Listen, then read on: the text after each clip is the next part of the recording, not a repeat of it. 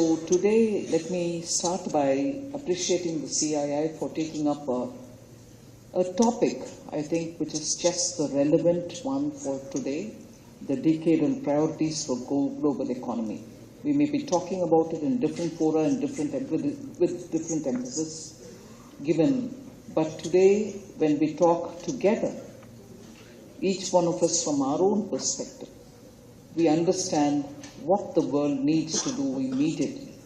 And that is going to be critical for our lives on several aspects. So I'll just put my thoughts across today and not get into any data at all, but only flag issues of concern where industry together with policymakers, strategic leadership together with citizens' forums will all have to work on those larger goals. Otherwise, the decade would be frittered away.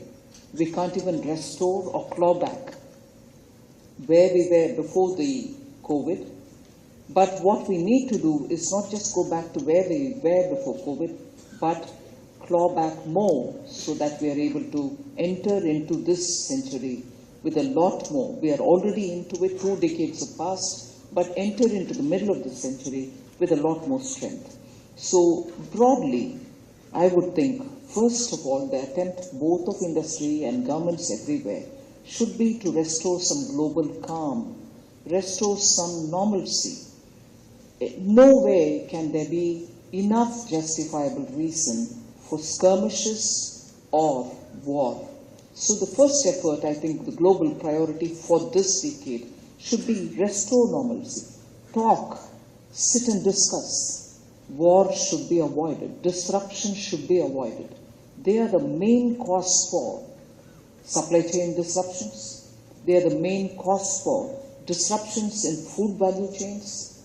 And also, when you look at it, inflation globally is a big challenge. But inflation, as you know, doesn't respect borders.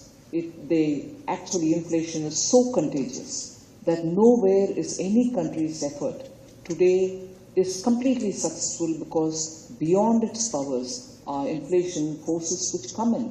And therefore, the primary cause, I would think, is the disruption, the skirmish, the war.